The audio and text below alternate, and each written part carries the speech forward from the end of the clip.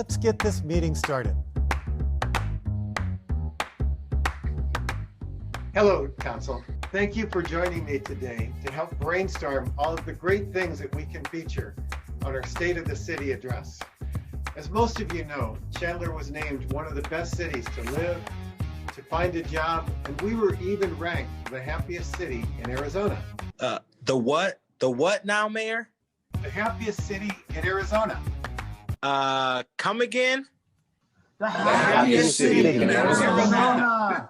Oh, sorry, my connection is just not that great. Technology. We launched our first ever virtual hiring event. Wait a second, I'll be back.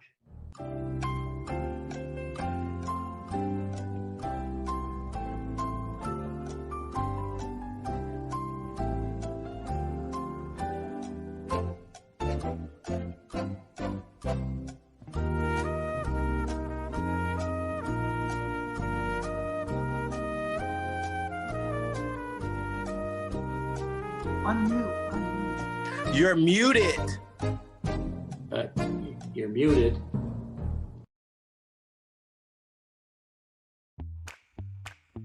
Sorry about that, Council. Where were we? You mentioned some new campaign. Yes, like the I Choose Chandler campaign. I love that it encourages our residents to shop local and support their community. Hey, if you'll excuse me for a second. Exactly. By doing that, we're not just helping our businesses, we also support their employees. How do you do that? I love this song. It's lit. You gotta teach me the right way.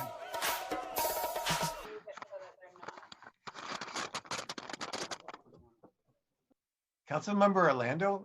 Okay, let's get back on track. Our businesses are very important to our community. Is my camera on? I changed the background on here and I'm not quite sure how to change it back. Let me work it. How's that, better? Not quite. Oh. Hey, how's this one, Mayor? No. No. Oh. Okay. I think it would be great to mention what a success our park was. Now with On the Street, there are more ways than ever for businesses to safely serve their patrons. To what? Safely serve our patrons. patrons. Oh, okay. It's freezing. It's just, you understand. Councilmember Rowe? Yes, Mayor. Like I was saying, Team Chandler has done a great job. Hello? Oh, yeah. We can meet. Yes, we can meet for lunch or dinner. Councilmember Ellis? Hold on. I thought I was muted. Hold on. The last thing that I wanted to mention is the amazing census turnout we had in the East Valley. We also set a record for voter turnout in the general election. A record? What? Councilmember Harris? Can you hear me? Yes. Oh, I was just wondering. Set a record. What? Voter turnout. Oh, voter turnout. Got it. Yeah, got it. You know what? That about sums up everything. Thank you, everybody. Guys. Okay, bye. Bye. Bye. We'll see y'all later.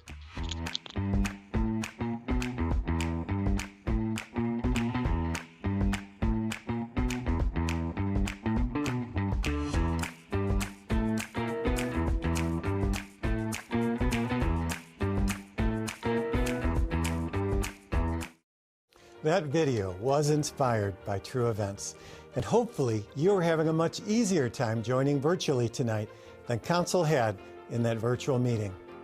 2020 was a year we will never forget. I will start tonight by honoring the lives lost due to COVID-19. Their families and loved ones are in our hearts and in our prayers. This past year was a year of learning and listening and adapting. We fought for our lives, for equity, for economic stability. The unparalleled challenges we faced tested Chandler's spirit, but we grew stronger together. Our first responders, frontline workers, nonprofits, community organizations, local businesses, and so many residents worked tirelessly to support the city. And through innovative partnerships, the acts of kindness, and overwhelming response from the community, we persevered. I would like to thank the For Our City Chandler for their instrumental efforts in collecting donations and identifying community needs in response to COVID-19. In addition to acting as a hub for nonprofits and resident resources, For Our City facilitated the distribution of over $90,000 donated by Intel to Chandler nonprofits for services provided to people in need. Through $30 million in AZ Cares funding, Chandler put money back into the hands where it needed the most, our vulnerable populations and business community. I was honored to be one of a handful of mayors invited to speak to the governor about local needs and the dissemination of those dollars through cities. Within our vulnerable populations, we focused on community outreach, providing food and clothing, assisting homeless and housing programs, providing services for our seniors, our special populations, youth and after-school programs, and funding PPE and cleaning programs. And through the I Choose Chandler program, we were able to distribute $4 million to Chandler businesses, and will continue to award these vital funds through 2021. Our businesses had to make tough decisions and sacrifices this year, and I thank them for their strength, leadership, and going above and beyond to support the neighbors, protect employees and patrons, and for working hard to ensure our community's economic prosperity. I would also like to thank our economic development team, the Chandler Industrial Development Authority, the Arizona Community Foundation, and the Chandler Chamber of Commerce for their roles in supporting the various programs within this initiative. In collaboration with the Downtown Chandler Community Partnership and local businesses, we launched several initiatives to support our downtown as well, including Dine in the Park, on-the-street outdoor patio programs, and changes to the parking and signing ordinances. We also hosted our first ever job fair, virtually of course, connecting over 600 job seekers with a variety of Chandler companies. The stories of peril I continue to hear from businesses, residents, and community organizations about the devastating effects of COVID have been sobering. But the stories of giving and kindness have given me hope and confidence that we will make it through this stronger. Here are some of the stories of our community resilience, giving spirit, and strength.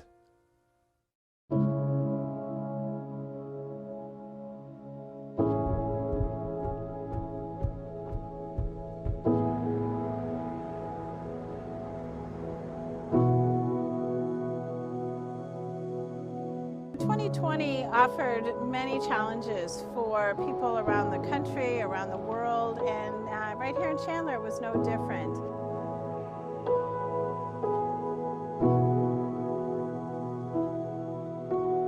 I just felt kind of like confused. I didn't really know what was going on, and I didn't know the seriousness about it. We had just opened up here in December, and the store opened up great. So we were feeling like we were pretty happy about stuff. And then the news of Corona started to come around, and then we came to the realization that we were looking at probably a shutdown. We all had to improvise and change our situations just like every other restaurant. So things were very uncertain, very frightening at the beginning. We could see the writing on the wall that there would be challenges for the business. So at that time, my husband and I saw this little dream of ours at risk of crumbling and disappearing. There was a nurse who was working up at the Navajo Nation, and she needed some supplies of Lysol and disinfectant wipes and hand sanitizer. And that's where it evolved into really understanding the issues of the Navajo Nation being the hardest hit. They only have 13 grocery stores, and for some people it's 70 miles to 2 hours to get to the closest grocery store. So it's hard for them to find supplies. Because of the number of families who are unemployed or lost employment due to their children not being able to be in daycare, not being able to be in school. So our population of homeless families especially increased. COVID brought illness and isolation and financial distress. And that's exactly what our families go through when they battle childhood cancer. And so now these families are facing a double whammy. We were on spring break, and so it was mid-March, and we realized that with the information that was flowing that we were going to have to move and pivot quickly, and knew that we'd have about a week before they were going to shut down. We learned that families weren't going to come to a group-based program. It wasn't advisable from a health perspective to provide it anyway. So we really were looking at innovative solutions to bring the curriculum and the awesome products that we provide to our families. About 2 weeks in, we had developed a curriculum kit, essentially, with crafts, activities, pieces of the ICANN experience in a 2-gallon Ziploc bag with all the supplies you need to fulfill the activities, along with some snacks, some early reading material, and we sent hundreds of those home every week. And the neatest thing about that is they were entirely free for families. We partnered with Chandler Unified School District to deliver them at the school nutrition sites. As summer approached, we really wanted to do a whole lot more of that work as well and provide meals home to families who weren't engaged in the program in person. And so Waymo was a huge partner over the summer and continues to be actually every month. They're helping us deliver hundreds of kits to families. We knew that we had to work with over 45,000 students, over 5,000 staff members, 2,500 teachers specifically, and really change how we delivered what we did every day face-to-face. We really had to change our modality. And the key was to be efficient and find solutions that work that we may not have implemented, that we may have never tried before, but also protect kids, do all the things that we need to do according to federal law and, when we're working with kids, and balance those two. My hashtag during the fourth quarter of last year was 5 years and 5 days. We moved faster than we'd ever been able to. In 1 week, I remember we trained over 2,000 staff members on a tool. And so those opportunities we took advantage of and our teachers took advantage of and were able to turn around and implement with our students. And that was unusual. We were going to find a way to do this in a different way for kids, and we weren't going to let the pandemic get in the way of serving kids and meeting their learning needs. I started mailing Lysol disinfectant spray, disinfectant wipes, hand sanitizers to the nurse so that to help her out and her staff. I would get up early in the morning, about 6 a.m., and go to Walmart or Target or Lowe's or Home Depot. And from there, I started having people from the Navajo Nation actually reach out to me on Facebook asking for supplies. So I started posting pictures of what I was doing, all the items I was collecting, and I started asking for help. So I started having people donate to me, from friends, family, to strangers. I blew up any Facebook group that I can to collect as many items as I could. Ended up raising some thousands of dollars. With the pandemic, I used it as an opportunity to give back and help those in need. We know that the risk of COVID-19 goes up when people are on the streets and exposed to people that they normally would not be exposed to. One of the things we know with the CDC is recommended quarantining as much as possible, but how do you do that if you have no roof over your head? So Operation Open Door is a unique opportunity for the city to be able to house families for a short term in a motel in order to be able to keep them safe while we help them with securing permanent housing. We have two sayings that we live by here at Rita's. One of them is take care of each other. And the second thing we say is everybody eats.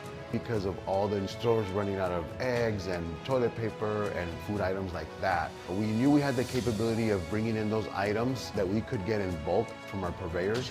When we thought about that, we went and bought a bunch of giant Ziploc bags, and then my wife sat in the back and literally put 3 scoops of beans in each bag, 3 scoops of rice in each bag, a flat of eggs, 2 rolls of toilet paper together, and we made kind of like little goodie bags. And then we let people know that we were offering those items free of charge for them to take. And when they did, we'd hand them their own little box of goodies to take home. Jody and I were at the store, and we went to get stuff that everybody else gets, right? And the stores were empty. And then we thought, well, what would happen if we started to get some of these essentials to people? And thanks to our vendor, when they would get their hands on something, they would come to us and say, hey, we can give you guys a deal on this. and you guys can pass it along to the community at your cost of what we're doing. We sold almost 50 tons of flour during this pandemic. There was a time there where you couldn't get beef, and so we had these big giant 10 and 15 pound beef logs. Every time we would get a shipment, we'd have people coming in and you started to recognize the same people. And we found out that they were buying stuff here and sending it to the East Coast for family that was there. And when Joe's buying 25 pounds of flour and divvying it up to 5 different people, and then coming back the next time we have flour to divvy it up to somebody, then it starts to touch your heart about, wow, we're just not helping Chandler community, it's bigger than Chandler. One of the things that I learned from my Brazilian culture is that you learn to dance according to the song that is playing. So if it's playing waltz, you dance waltz. If it's playing samba, you dance some samba. So we made this decision to take on our previous corporate jobs to supplement the business and help us financially. So over the last 7+ months, both Jeff, my husband, and I have been working on our consulting jobs during the day and still running the business on the background. That allowed us to keep everyone employed and the business to stay afloat. We began our first drive-through essentials and distractions in March of 2020. Families applied who had a child in their family who had battled childhood cancer, and they were able to join us on a given day and receive gas cards, food cards, basic needs bins, age-appropriate distractions for the kiddos. It was wonderful to be able to serve the families in a way that was safe. And as soon as the word went out that we needed these items, there was a wonderful response of donations made such a difference to these families. Not only did they receive the financial need and the support that they needed, but they felt the TLC of the community around them, which really, really helped. We wanted to do something in the community, and we decided on the chalk walk. I made posters, and I posted it on the mailboxes around the neighborhood. And then I set a specific date where everyone could walk around and look at all the chalk drawings. And I started to see everyone making chalk drawings, and I just thought that was really cool. We put a lot of games on our sidewalk, gave the people walking by something to do in these hard times. The pandemic has been so challenging for so many families, and that really goes without saying. And we've seen that firsthand. But at the same time, we've seen so much gratitude, so much hope, so much joy. These are families that are, obviously having their own sets of struggles, but those bright spots in the day are huge. They make a huge difference. That family activity, sitting around the table together, enjoying something that's not the pandemic, it's family bonding and it's quality time together, that is so powerful. And there was this feeling of community, real community, because we were connected. And that's the takeaway from this for me this year, is that I feel like that the world's a lot smaller than I really thought it was. When we needed, our customers came to support us and kept us in business. So I'm grateful for having gone through this process that has really solidified our presence here in the Chandler community, but also our ability to withstand and to persevere through all the challenges that were put in our path. Community's response was overwhelming. We appreciate so much the support of each individual volunteer, of our corporate sponsors. Arizona is a state where volunteers just join us and really help us succeed in meeting the mission for our families. So in spite of all the isolation, we were united in our cause, and that made a huge difference.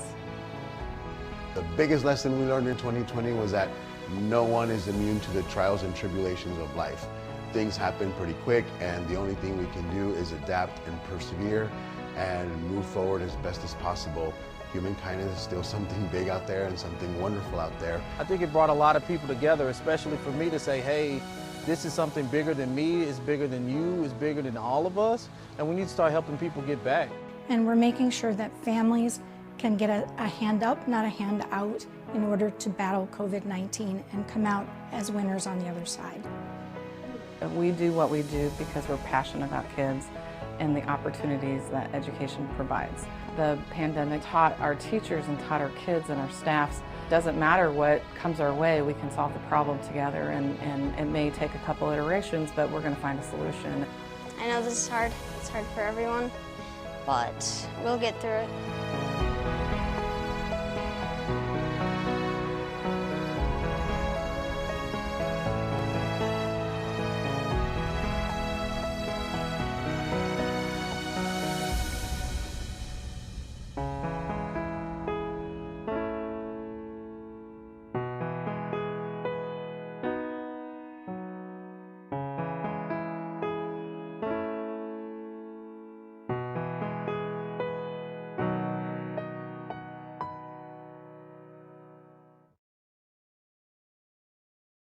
These stories of perseverance through innovation in our community are truly inspiring. And despite the pandemic, we still had much to celebrate in Chandler last year. We welcomed several new businesses to the community. We worked to help others expand and break ground for future opportunities. Our economic development efforts in 2020 are expected to create $437 million in capital improvements and over 2,500 jobs over the next 3 years. Nearly 900,000 square feet of office, industrial, and flex space were constructed in 2020, with over 750,000 square feet more currently under construction. And we saw a 72% increase in the value of issued building permits in 2020 from the year prior, equaling over $1 billion. These are incredible numbers and are a true testament to the benefit of Chandler's diverse economic base. And adding to that diverse base, I'm thrilled to announce that Honeywell is committed to a long-term lease for more than 150,000 square feet in West Chandler. This facility will be producing critically important PPE, specifically millions of N95 masks for healthcare and government use.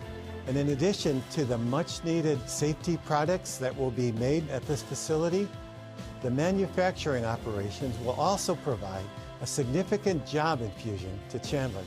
Honeywell expects to hire hundreds of workers to support the production efforts during the first year, with the potential to grow over the coming 3 years. Fortune 100 companies like Honeywell can choose anywhere in the world to locate their manufacturing operations like this, but we're very proud that they chose Chandler.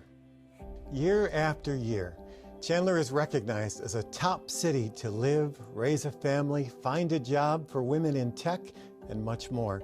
Some of my favorite new accolades unique to 2020 include being a top 10 city to be quarantined, work from home, and as one of the happiest cities in the U.S. Amidst a year where lives were turned upside down, it's a true testament to the strength and hard work from this community that Chandler was still nationally recognized for all of these things. And through adapting to the challenges of 2020, Chandler never stopped planning for the future. Chandler remains focused on innovation and technology, infill and redevelopment, mobility, neighborhoods, and quality of life.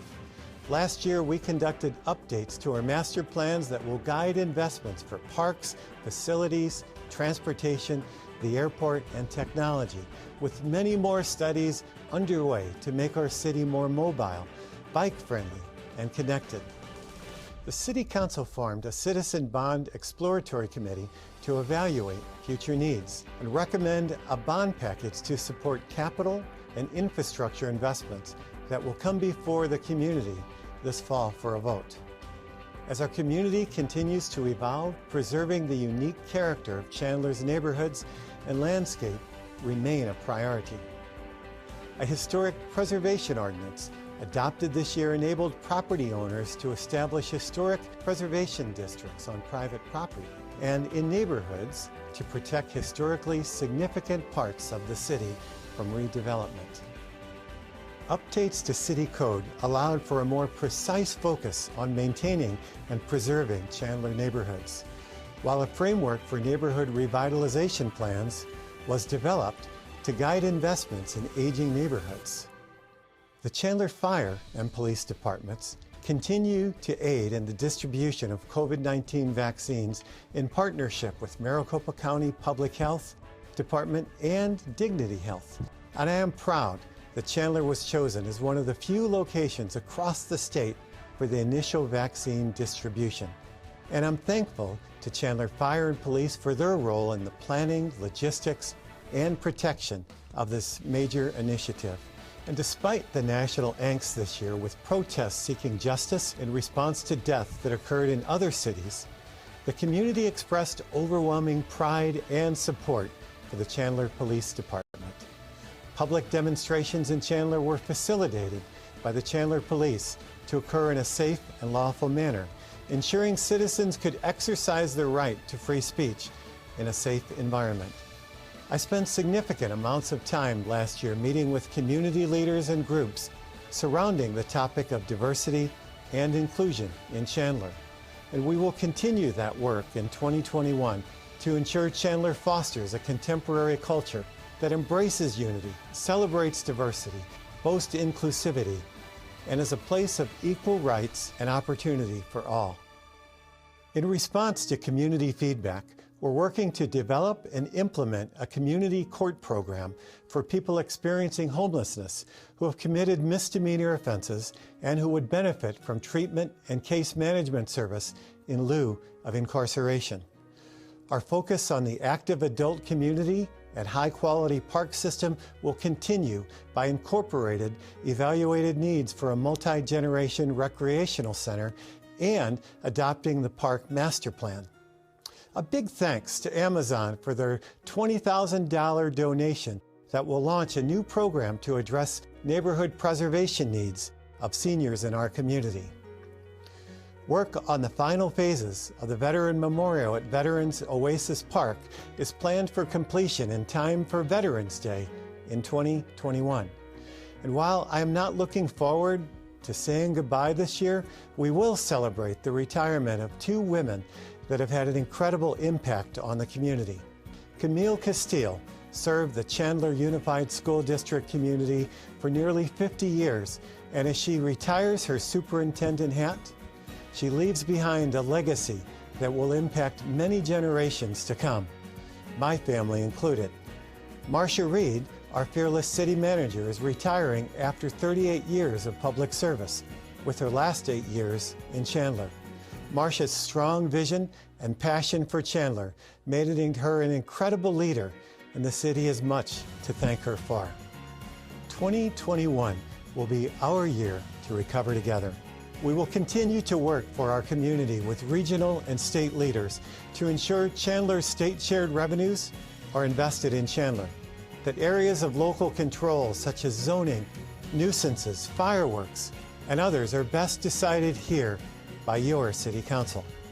We have shown that when we can come together, we can take on anything. We still have much work to do, but I'm looking forward to working alongside of each of you to ensure a bright future for all.